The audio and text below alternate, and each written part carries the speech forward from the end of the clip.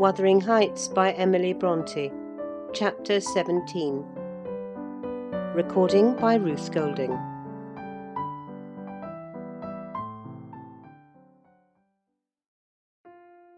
That Friday made the last of our fine days for a month. In the evening the weather broke. The wind shifted from south to north-east, and brought rain first, and then sleet and snow.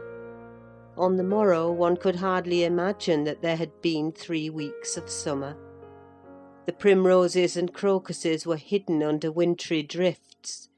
The larks were silent, the young leaves of the early trees smitten and blackened. And dreary and chill and dismal that morrow did creep over. My master kept his room. I took possession of the lonely parlour, converting it into a nursery, and there I was, sitting with the moaning doll of a child laid on my knee, rocking it to and fro, and watching meanwhile the still driving flakes build up the uncurtained window, when the door opened, and some person entered out of breath and laughing. My anger was greater than my astonishment for a minute. I supposed it one of the maids, and I cried, "Have done! How dare you show your giddiness here? What would Mr. Linton say if he heard you?" "Excuse me," answered a familiar voice. "but I know Edgar is in bed, and I cannot stop myself." With that the speaker came forward to the fire, panting and holding her hand to her side. "I have run the whole way from Wuthering Heights," she continued after a pause, "except where I've flown. I couldn't count the number of falls I've had. Oh, I'm aching all over. Don't be alarmed. There shall be an explanation as soon as I can give it. Only just have the goodness to step out and order the carriage to take me on to Gimmerton, and tell a servant to seek up a few clothes in my wardrobe." The intruder was Mrs. Heathcliff. She certainly seemed in no laughing predicament. Her hair streamed on her shoulders, dripping with snow and water. She was dressed in the girlish dress she commonly wore, befitting her age more than her position, a low frock with short sleeves, and nothing on either head or neck. The frock was of light silk, and clung to her with wet, and her feet were protected merely by thin slippers. Add to this a deep cut under one ear, which only the cold prevented from bleeding profusely, a white face scratched and bruised, and a frame hardly able to support itself through fatigue, and you may fancy my first fright was not much allayed when I had had leisure to examine her. "My dear young lady," I exclaimed, "I'll stir nowhere and hear nothing till you have removed every article of your clothes and put on dry things. And certainly you shall not go to Gimmerton to-night, so it is needless to order the carriage." "Certainly I shall," she said, "walking or riding. Yet I've no objection to dress myself decently. And see how it flows down my neck now. The fire does make it smart." She insisted on my fulfilling her directions before she would let me touch her, and not till after the coachman had been instructed to get ready, and a maid set to pack up some necessary attire, did I obtain her consent for binding the wound and helping to change her garments. "Now, Ellen," she said, when my task was finished, and she was seated in an easy-chair on the hearth, with a cup of tea before her, "you sit down opposite me and put poor Catherine's baby away. I don't like to see it. You mustn't think I care little for Catherine, because I behaved so foolishly on entering. I've cried too, bitterly. Yes, more than anyone else has reason to cry. We parted unreconciled, you remember, and I shan't forgive myself. But for all that, I was not going to sympathise with him, the brute beast. Oh, give me the poker! This is the last thing of his I have about me." She slipped the gold ring from her third finger and threw it on the floor. "I'll smash it," she continued, striking it with childish spite. "And then I'll burn it." And she took and dropped the misused article among the coals. "There, he shall buy another if he gets me back again. He'd be capable of coming to seek me, to tease Edgar. I dare not stay, lest that notion should possess his wicked head. And besides, Edgar has not been kind, has he? And I won't come suing for his assistance, nor will I bring him into more trouble. Necessity compelled me to seek shelter here, though if I had not learned he was out of the way, I'd have halted at the kitchen, washed my face, warmed myself, got you to bring what I wanted, and departed again to anywhere out of the reach of my of that incarnate goblin. Ah, he was in such a fury!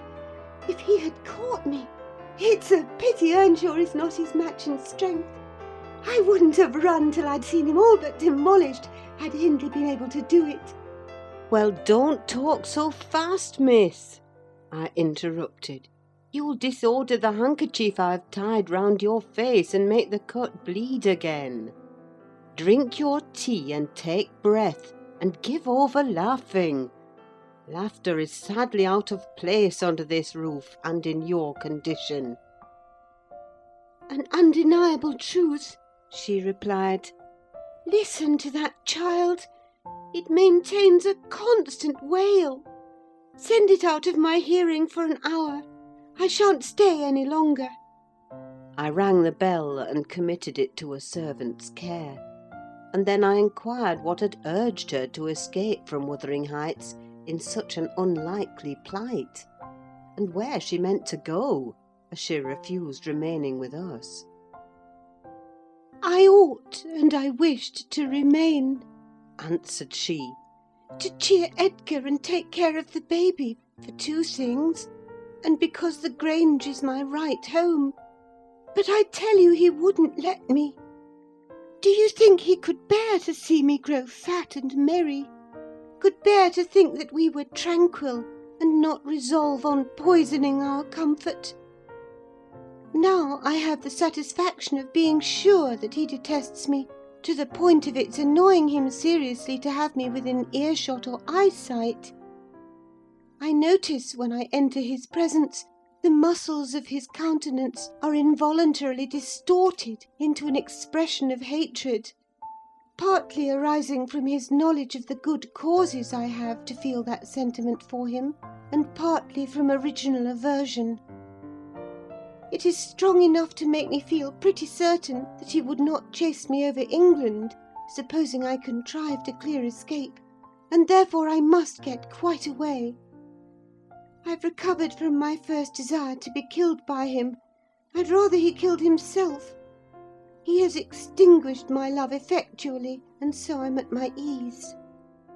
I can recollect yet how I loved him, and can dimly imagine that I could still be loving him if... No, no! Even if he had doted on me, the devilish nature would have revealed its existence somehow. Catherine had an awfully perverted taste to esteem him so dearly, knowing him so well. Monster! Would that he could be blotted out of creation and out of my memory. "Hush, hush! He's a human being," I said. "Be more charitable. There are worse men than he is yet." "He's not a human being," she retorted, "and he has no claim on my charity. I gave him my heart, and he took and pinched it to death and flung it back to me.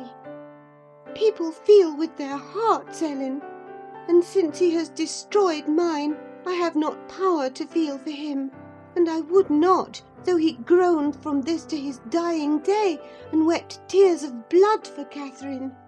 No, indeed, indeed, I wouldn't." And here Isabella began to cry, but immediately dashing the water from her lashes, she recommenced. "You asked what has driven me to flight at last. I was compelled to attempt it, because I had succeeded in rousing his rage a pitch above his malignity.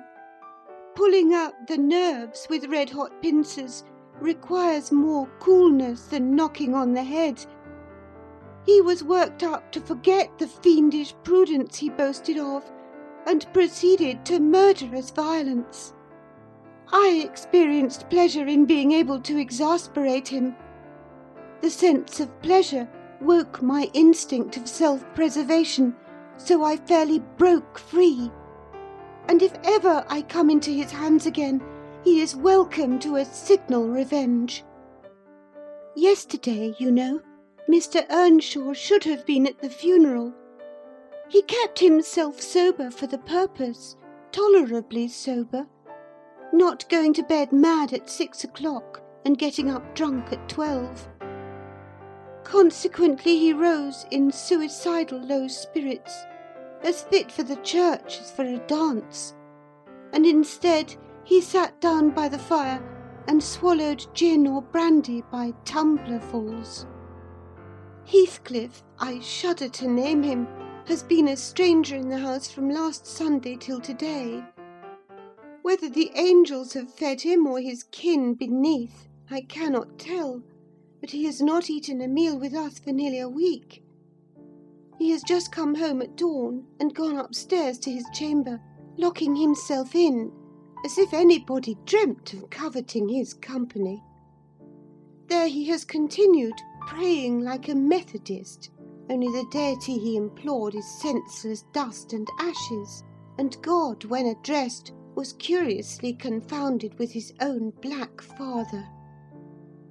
After concluding these precious orisons, and they lasted generally till he grew hoarse and his voice was strangled in his throat, he would be off again, always straight down to the Grange. I wonder Edgar did not send for a constable and give him into custody. For me, grieved as I was about Catherine, it was impossible to avoid regarding this season of deliverance from degrading oppression as a holiday. I recovered spirits sufficient to bear Joseph's eternal lectures without weeping, and to move up and down the house less with the foot of a frightened thief than formerly. You wouldn't think that I should cry at anything Joseph could say, but he and Hareton are detestable companions. I'd rather sit with Hindley and hear his awful talk than with "t' little Maester" and his staunch supporter, that odious old man. When Heathcliff is in, I'm often obliged to seek the kitchen and their society, or starve among the damp uninhabited chambers. When he is not, as was the case this week, I establish a table and chair at one corner of the house fire, and never mind how Mr. Earnshaw may occupy himself, and he does not interfere with my arrangements. He is quieter now than he used to be, if no one provokes him. More sullen and depressed, and less furious. Joseph affirms he's sure he's an altered man, that the Lord has touched his heart, and he is saved so as by fire. I'm puzzled to detect signs of the favourable change, but it is not my business. Yester evening I sat in my nook reading some old books till late on towards 12. It seemed so dismal to go upstairs, with the wild snow blowing outside, and my thoughts continually reverting to the kirkyard and the new-made grave. I dared hardly lift my eyes from the page before me, that melancholy scene so instantly usurped its place. Hindley sat opposite, his head leant on his hand, perhaps meditating on the same subject. He had ceased drinking at a point below irrationality, and had neither stirred nor spoken during 2 or 3 hours. There was no sound through the house but the moaning wind which shook the windows every now and then, the faint crackling of the coals, and the click of my snuffers as I removed at intervals the long wick of the candle. Hareton and Joseph were probably fast asleep in bed. It was very, very sad, and while I read I sighed, for it seemed as if all joy had vanished from the world, never to be restored. The doleful silence was broken at length by the sound of the kitchen latch. Heathcliff had returned from his watch earlier than usual, owing, I suppose, to the sudden storm.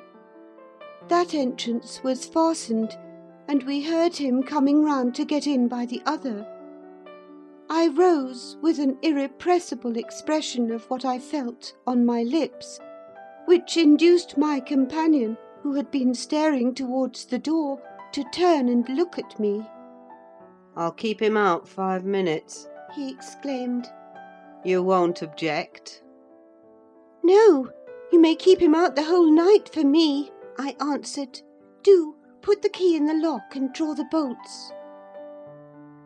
Earnshaw accomplished this ere his guest reached the front. He then came and brought his chair to the other side of my table, leaning over it, and searching in my eyes for a sympathy with the burning hate that gleamed from his. As he both looked and felt like an assassin, he couldn't exactly find that, but he discovered enough to encourage him to speak. "You and I," He said, "have each a great debt to settle with the man out yonder. If we were neither of us cowards, we might combine to discharge it. Are you as soft as your brother? Are you willing to endure to the last and not once attempt a repayment?" "I'm weary of enduring now," I replied, "and I'd be glad of a retaliation that wouldn't recoil on myself. But treachery and violence are spears pointed at both ends. They wound those who resort to them worse than their enemies." "Treachery and violence are a just return for treachery and violence," cried Hindley. "Mrs. Heathcliff, I'll ask you to do nothing, but sit still and be dumb. Tell me now, can you? I'm sure you would have as much pleasure as I in witnessing the conclusion of the fiend's existence.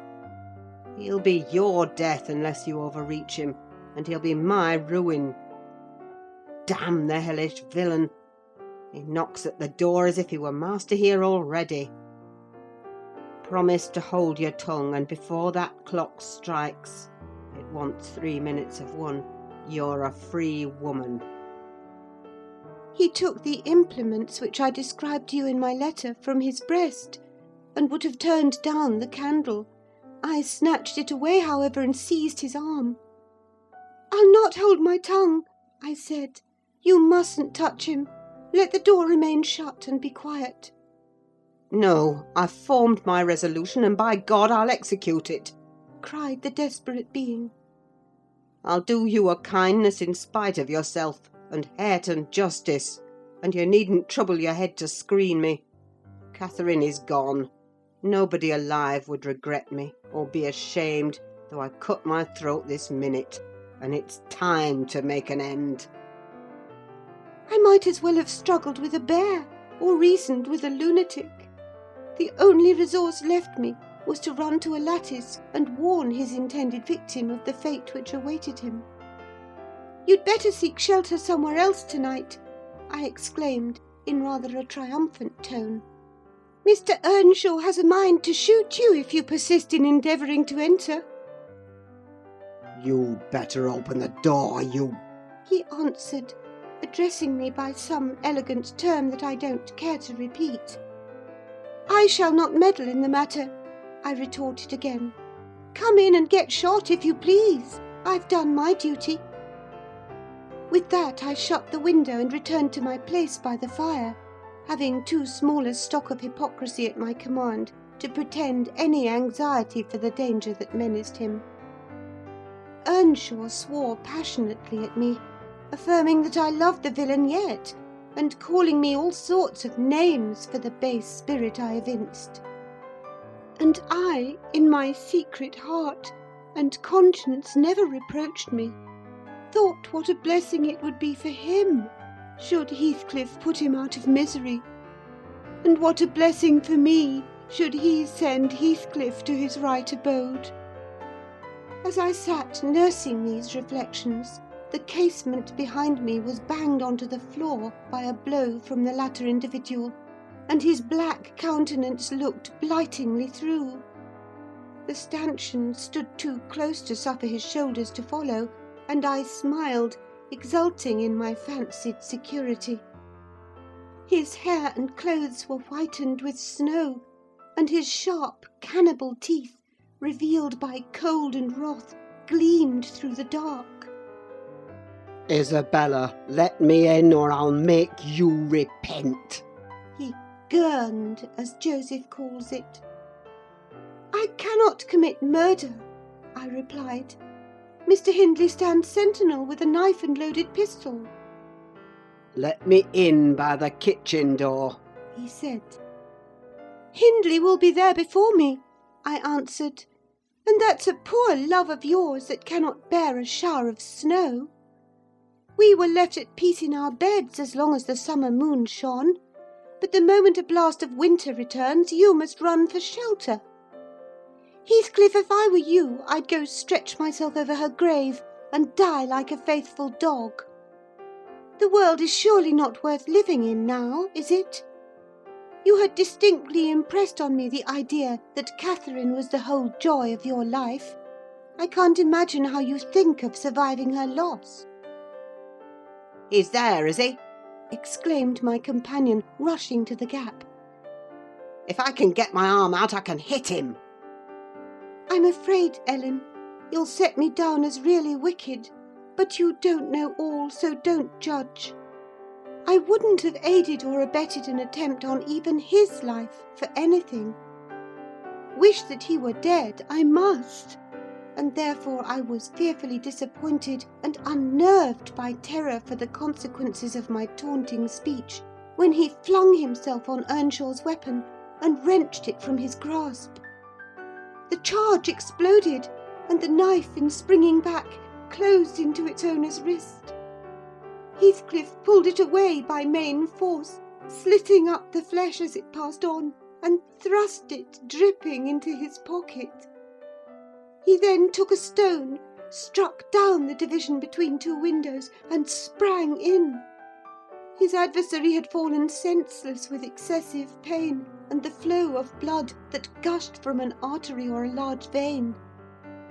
The ruffian kicked and trampled on him, and dashed his head repeatedly against the flags, holding me with one hand meantime to prevent me summoning Joseph. He exerted preterhuman self-denial in abstaining from finishing him completely, but getting out of breath he finally desisted and dragged the apparently inanimate body onto the settle. There he tore off the sleeve of Earnshaw's coat and bound up the wound with brutal roughness, spitting and cursing during the operation as energetically as he had kicked before. Being at liberty, I lost no time in seeking the old servant, who, having gathered by degrees the purport of my hasty tale, hurried below, gasping as he descended the steps 2 at once. What is there to do now? What is there to do now? There's this to do, thundered Heathcliff. That your master's mad, and should he last another month, I'll have him to an asylum. And how the devil did you come to fasten me out, you toothless hound? Don't stand muttering and mumbling there. Come, I'm not going to nurse him. Wash that stuff away. And mind the sparks of your candle, it's more than half brandy. And so you've been murdering on him? Exclaimed Joseph, lifting his hands and eyes in horror. If ever I seed a sight like this, may the Lord... Heathcliff gave him a push onto his knees in the middle of the blood, and flung a towel to him. But instead of proceeding to dry it up, he joined his hands and began a prayer, which excited my laughter from its odd phraseology. I was in the condition of mind to be shocked at nothing. In fact, I was as reckless as some malefactors show themselves at the foot of the gallows. Oh, I forgot you, said the tyrant. You shall do that. Down with you. And you conspire with him against me, do you, viper? There, that is work fit for you. He shook me till my teeth rattled, and pitched me beside Joseph, who steadily concluded his supplications, and then rose, vowing he would set off for the Grange directly. Mr. Linton was a magistrate, and though he had 50 wives dead, he should inquire into this. He was so obstinate in his resolution that Heathcliff deemed it expedient to compel from my lips a recapitulation of what had taken place, standing over me, heaving with malevolence, as I reluctantly delivered the account in answer to his questions. It required a great deal of labour to satisfy the old man that Heathcliff was not the aggressor, especially with my hardly wrung replies. However, Mr. Earnshaw soon convinced him that he was alive still. Joseph hastened to administer a dose of spirits, and by their succour his master presently regained motion and consciousness. Heathcliff, aware that his opponent was ignorant of the treatment received while insensible, called him deliriously intoxicated, and said that he should not notice his atrocious conduct further, but advised him to get to bed. To my joy he left us, after giving this judicious counsel, and Hindley stretched himself on the hearthstone. I departed to my own room, marvelling that I had escaped so easily. This morning, when I came down, about half an hour before noon, Mr. Earnshaw was sitting by the fire, deadly sick. His evil genius, almost as gaunt and ghastly, leant against the chimney. Neither appeared inclined to dine, and having waited till all was cold on the table, I commenced alone. Nothing hindered me from eating heartily, and I experienced a certain sense of satisfaction and superiority, as, at intervals, I cast a look towards my silent companions, and felt the comfort of a quiet conscience within me. After I had done, I ventured on the unusual liberty of drawing near the fire, going round Earnshaw's seat, and kneeling in the corner beside him. Heathcliff did not glance my way, and I gazed up and contemplated his features almost as confidently as if they had been turned to stone. His forehead, that I once thought so manly, and that I now think so diabolical, was shaded with a heavy cloud. His basilisk eyes were nearly quenched by sleeplessness, and weeping, perhaps, for the lashes were wet then. His lips devoid of their ferocious sneer, and sealed in an expression of unspeakable sadness. Had it been another, I would have covered my face in the presence of such grief. In his case, I was gratified, and, ignoble as it seems to insult a fallen enemy, I couldn't miss this chance of sticking in a dart. His weakness was the only time when I could taste the delight of paying wrong for wrong. Fie, miss, I interrupted. One might suppose you had never opened a Bible in your life. If God afflict your enemies, surely that ought to suffice you. It is both mean and presumptuous to add your torture to his. In general, I'll allow that it would be, Ellen, she continued.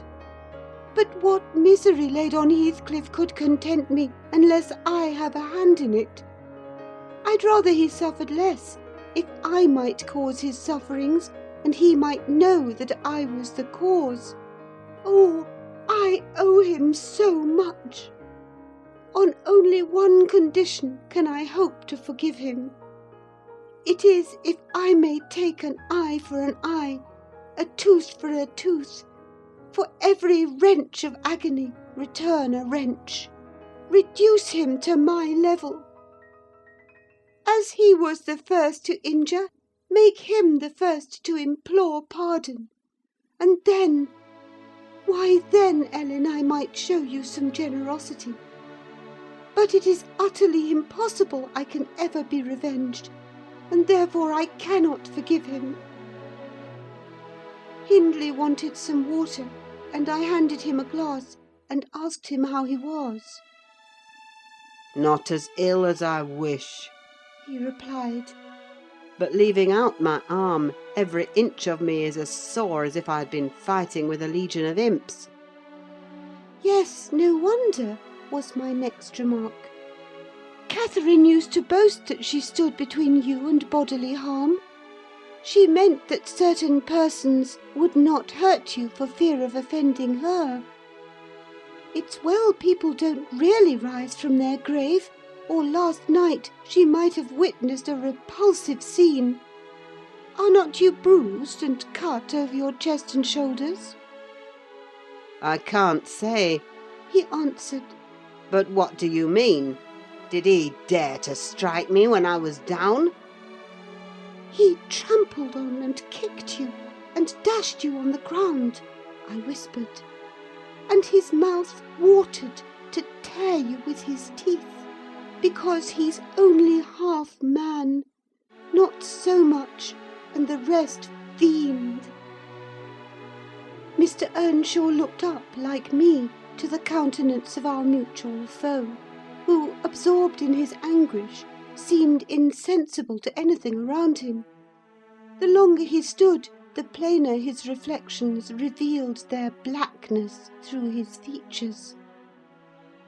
Oh, if God would but give me strength to strangle him in my last agony, I'd go to hell with joy, groaned the impatient man, writhing to rise, and sinking back in despair, convinced of his inadequacy for the struggle. Nay, it's enough that he has murdered one of you, I observed aloud. At the Grange, everyone knows your sister would have been living now, had it not been for Mr. Heathcliff.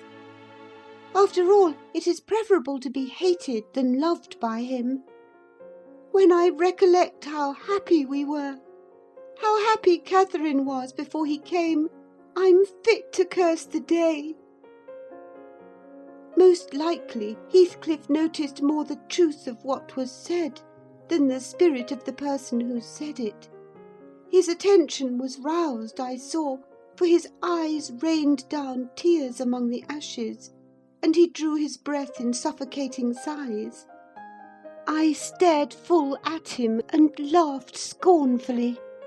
The clouded windows of hell flashed a moment towards me. The fiend which usually looked out, however, was so dimmed and drowned that I did not fear to hazard another sound of derision. Get up and be gone out of my sight, said the mourner. I guessed he uttered those words at least, though his voice was hardly intelligible. I beg your pardon, I replied, but I loved Catherine too, and her brother requires attendance, which for her sake I shall supply. Now that she's dead, I see her in Hindley. Hindley has exactly her eyes, if you had not tried to gouge them out and made them black and red, and her— Get up, wretched idiot, before I stamp you to death, he cried, making a movement that caused me to make one also. But then, I continued, holding myself ready to flee, if poor Catherine had trusted you and assumed the ridiculous, contemptible, degrading title of Mrs. Heathcliff, she would soon have presented a similar picture. She wouldn't have borne your abominable behaviour quietly. Her detestation and disgust must have found voice. The back of the settle and Earnshaw's person interposed between me and him, so instead of endeavouring to reach me, he snatched a dinner knife from the table and flung it at my head. It struck beneath my ear and stopped the sentence I was uttering, but pulling it out I sprang to the door and delivered another, which I hope went a little deeper than his missile. The last glimpse I caught of him was a furious rush on his part, checked by the embrace of his host, and both fell locked together on the hearth. In my flight through the kitchen, I bid Joseph speed to his master. I knocked over Hareton, who was hanging a litter of puppies from a chair-back in the doorway, and blessed as a soul escaped from purgatory, I bounded, leaped, and flew down the steep road, then, quitting its windings, shot direct across the moor, rolling over banks and wading through marshes, precipitating myself, in fact, towards the beacon light of the Grange. And far rather would I be condemned to a perpetual dwelling in the infernal regions than, even for one night, abide beneath the roof of Wuthering Heights again. Isabella ceased speaking and took a drink of tea. Then she rose, and bidding me put on her bonnet and the great shawl I had brought, and turning a deaf ear to my entreaties for her to remain another hour, she stepped on to a chair, kissed Edgar's and Catherine's portraits, bestowed a similar salute on me, and descended to the carriage, accompanied by Fanny, who yelped wild with joy at recovering her mistress. She was driven away, never to revisit this neighbourhood, but a regular correspondence was established between her and my master, when things were more settled. I believe her new abode was in the south, near London. There she had a son born a few months subsequent to her escape. He was christened Linton, and from the first she reported him to be an ailing, peevish creature. Mr. Heathcliff, meeting me one day in the village, inquired where she lived. I refused to tell. He remarked that it was not of any moment, only she must beware of coming to her brother. She should not be with him if he had to keep her himself. Though I would give no information, he discovered through some of the other servants both her place of residence and the existence of the child.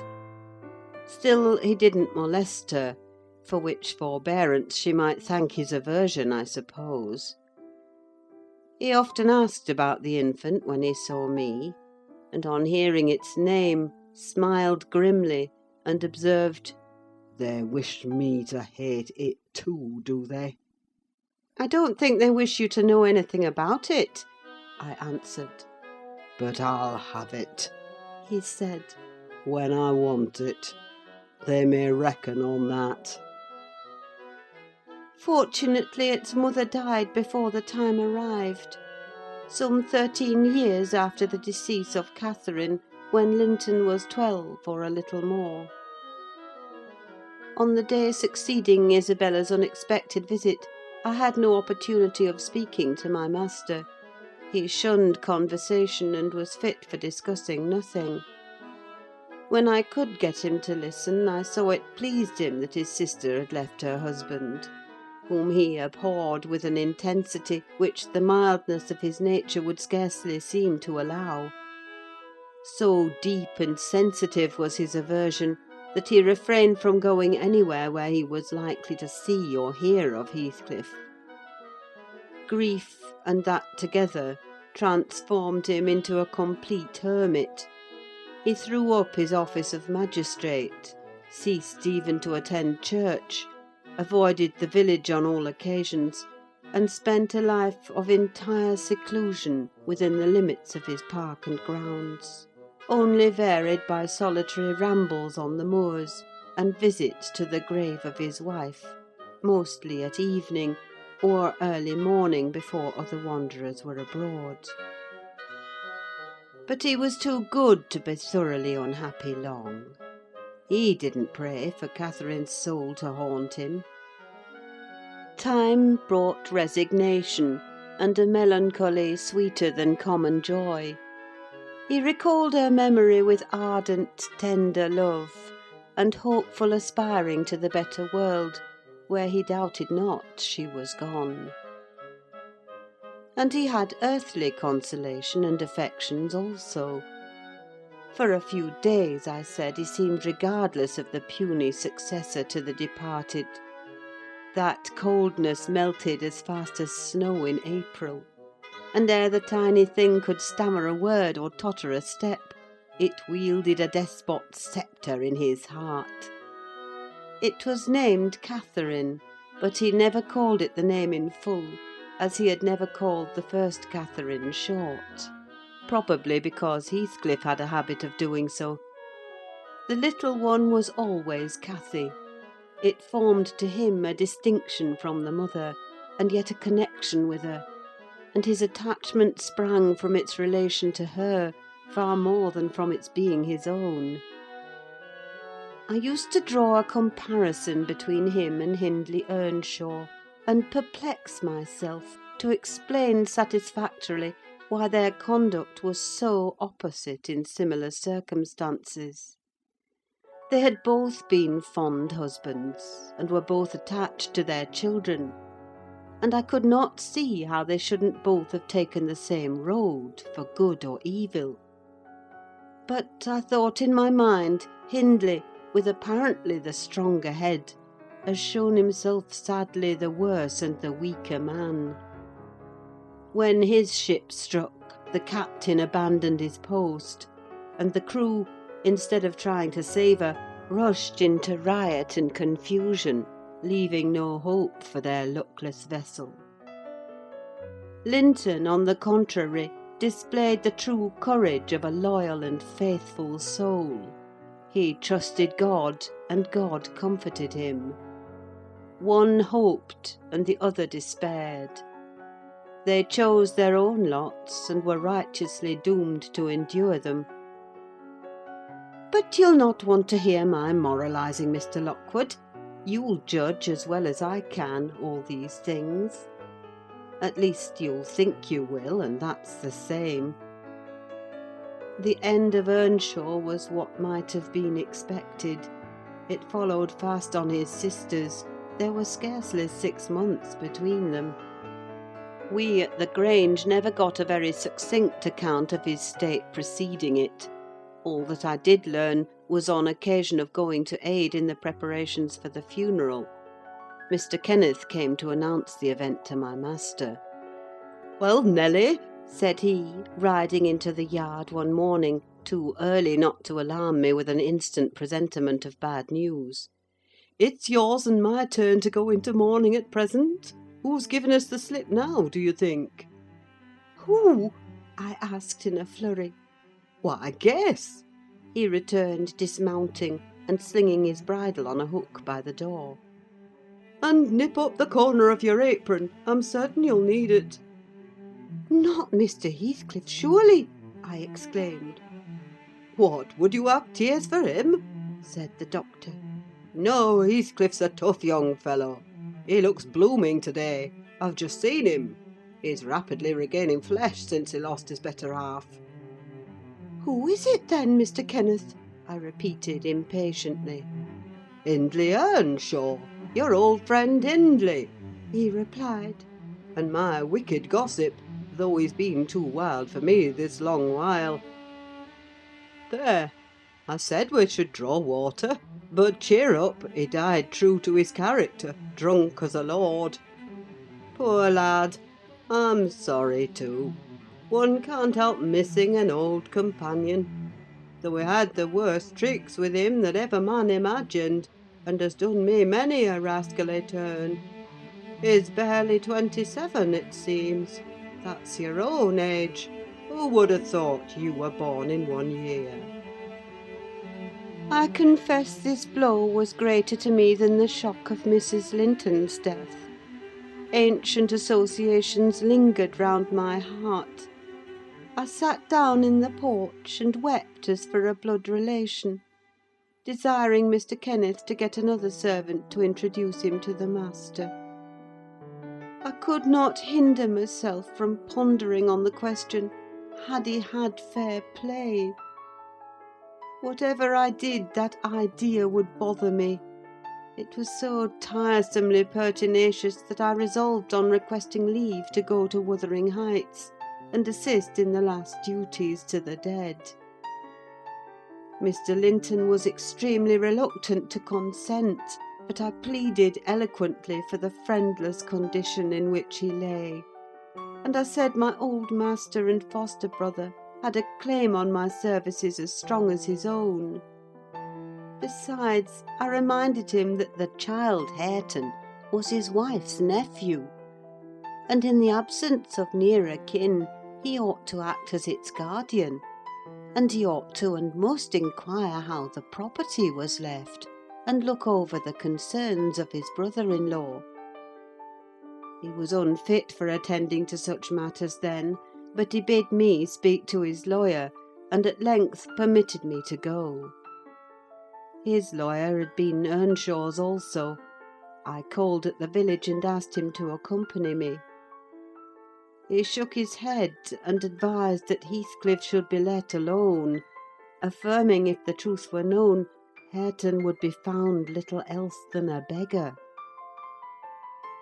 His father died in debt, He said. The whole property is mortgaged, and the sole chance for the natural heir is to allow him an opportunity of creating some interest in the creditor's heart, that he may be inclined to deal leniently towards him.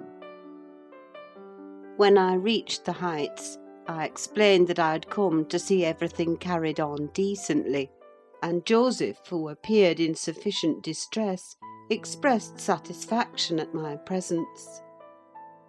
Mr. Heathcliff said he did not perceive that I was wanted, but I might stay and order the arrangements for the funeral, if I chose. Correctly, He remarked. That fool's body should be buried at the crossroads without ceremony of any kind.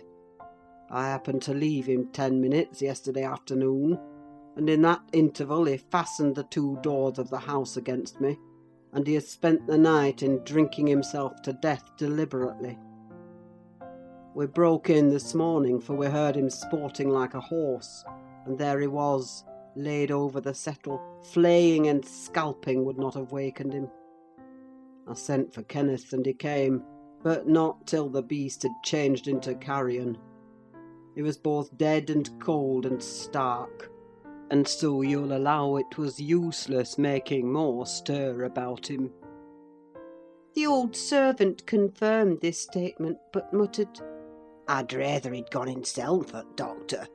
I should have ta'en tent up the maister better nor him, and he warn't dead when I left, naught sort. I insisted on the funeral being respectable. Mr. Heathcliff said I might have my own way there too, only he desired me to remember that the money for the whole affair came out of his pocket. He maintained a hard, careless deportment, indicative of neither joy nor sorrow. If anything, it expressed a flinty gratification at a piece of difficult work successfully executed. I observed once, indeed, something like exultation in his aspect. It was just when the people were bearing the coffin from the house. He had the hypocrisy to represent a mourner, and previous to following with Hareton, he lifted the unfortunate child onto the table, and muttered with peculiar gusto, Now, my bonny lad, you are mine, and we'll see if one tree won't grow as crooked as another, with the same wind to twist it. The unsuspecting thing was pleased at this speech. He played with Heathcliff's whiskers and stroked his cheek, but I divined its meaning, and observed tartly, "That boy must go back with me to Thrushcross Grange, sir. There is nothing in the world less yours than he is." Does Linton say so? He demanded. "Of course, he has ordered me to take him," I replied.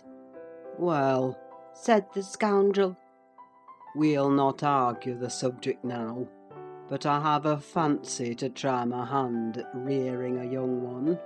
So intimate to your master that I must supply the place of this with my own, if he attempt to remove it.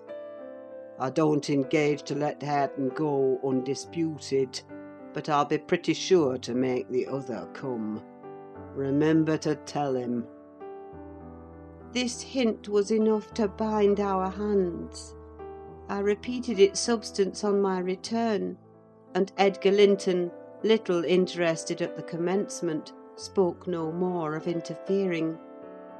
I'm not aware that he could have done it to any purpose, had he been ever so willing.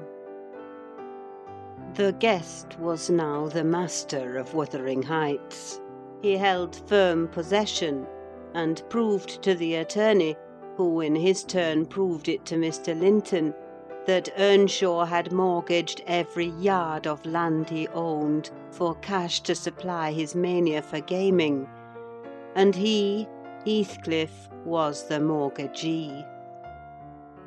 In that manner, Hareton, who should now be the first gentleman in the neighbourhood, was reduced to a state of complete dependence on his father's inveterate enemy, and lives in his own house as a servant, deprived of the advantage of wages, quite unable to right himself because of his friendlessness and his ignorance that he has been wronged. End of chapter 17.